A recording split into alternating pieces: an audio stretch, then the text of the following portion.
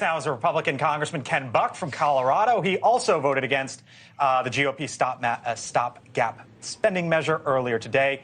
But he has, as you might know, split with other GOP members on the impeachment inquiry recently into President Biden. Congressman Buck, thank you for being here on the Hill. Appreciate it, sir. Busy day, as we all know. Would you support, and let's start here, would you support any sort of Democratic measure to get out of where we are right now?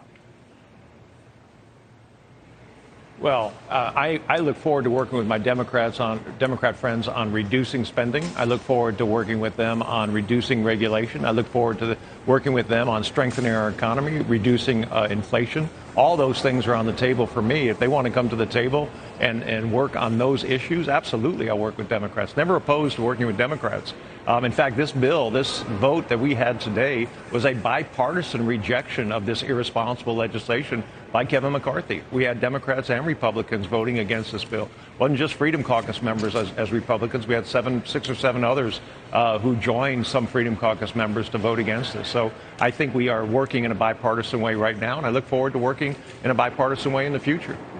You said earlier this week, Congressman, I believe that if there was a shutdown, it was your sense that it would only last a couple days. Now that we are a couple days or less than that away from a possible shutdown, is that still your sense that if there is one, it is brief in nature? We should have been doing what we're doing now back in June and July and working on a CR, knowing that we weren't going to pass all the bills by September 30th. Now what I understand is the next plan is to put more appropriations bills on the floor in the next week, and then to work on a CR to make sure that, as my good friend Mick Mulvaney said, we pay all federal workers by their October 13th next date. And so I think that's realistic. We can do that. We should stay in Washington, D.C. until this is over. And I look forward to working on those, every single one of those appropriations bills. So, no, I think that the so-called shutdown will last longer than just a few days at this point, as I look at the strategy that if you can call it that leadership is putting out. So if you're longer than a few days right now, you think it goes weeks? No, I think it goes through next week at least, and then I think the beginning of the following week we start to continue to pass some appropriations bills, but also look at a CR at that point. All right, CR, basically sort of a stopgap measure, however long, maybe a couple weeks, or maybe a month or month and a half.